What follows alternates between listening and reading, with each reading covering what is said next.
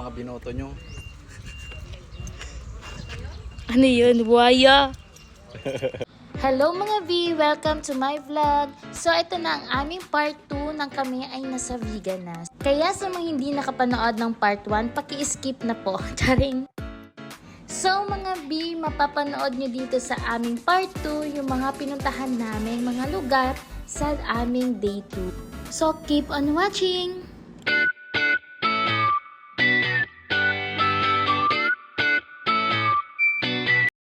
So, ito na mga B, papunta kami ngayon sa pinakaunang location, yung The Hidden Garden. So, from Francia to Hidden Garden, parang mga 5 to 10 minutes lang po siya.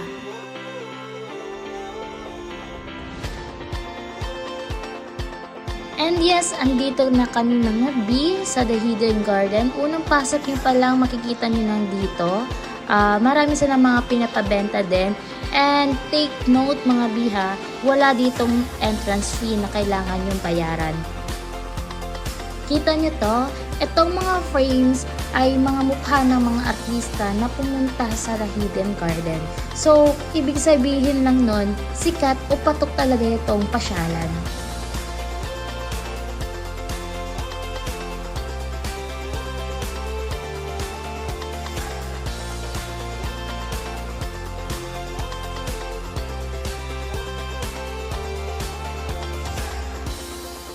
Meron nga pala dito sa loob is mga kainan, kapihan, so hindi talaga kayo magugutom.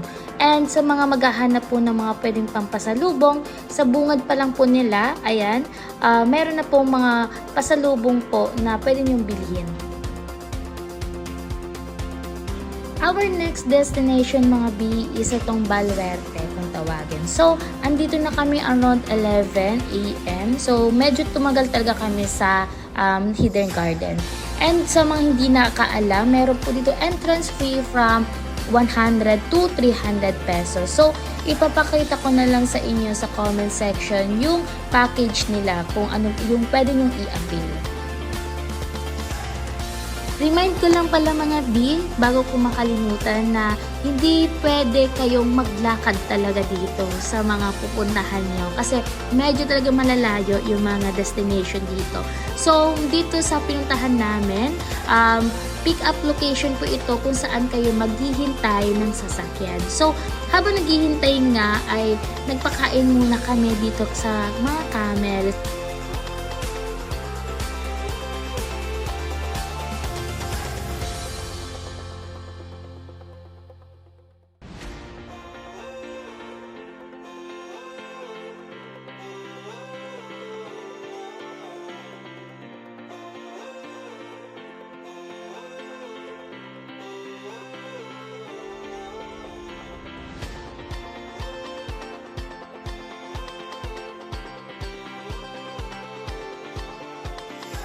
Papunta na nga pala kami dito mga B sa unang naming destination, ang Safari Gallery. Kung makikita nyo dito, may mga nakaabang na kasi yun ay sasakay po sila sa sinakyan po namin papunta sa next destination nila. Ganito yung tsura niya mga B sa loob. Papakita ko sa inyo yung mga iba't ibang mga naka-display.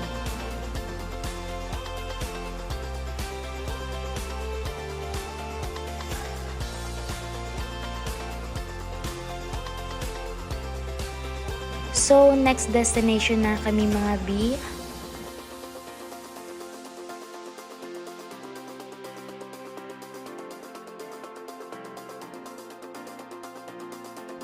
Next destination po namin dito is Crocodile Park. Ito yung pangatlo po namin.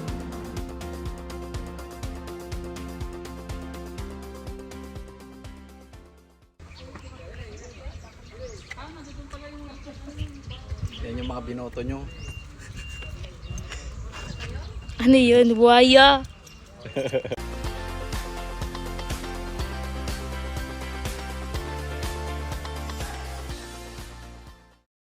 At ito na nga mga B ang aming last destination sa aming day 2 dito sa Ilocos Sur.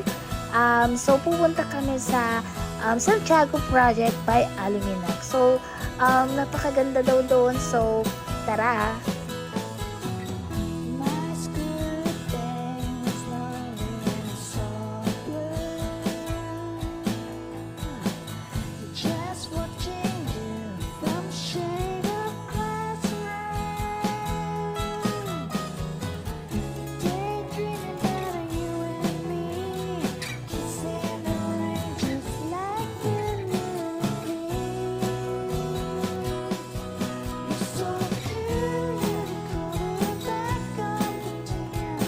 Sa time dito mga B, wala masyadong mga tao kasi weekdays po ito and hindi pa siya holiday. So, sinakto talaga namin na wala masyadong tao dito. And by the way mga B, may entrance fee dito 300 plus, I think. So, I will make a separate video for that po. So, hanggang dito na lang aming part 2 mga B. Thank you for watching and see you po sa aking part 3. Bye!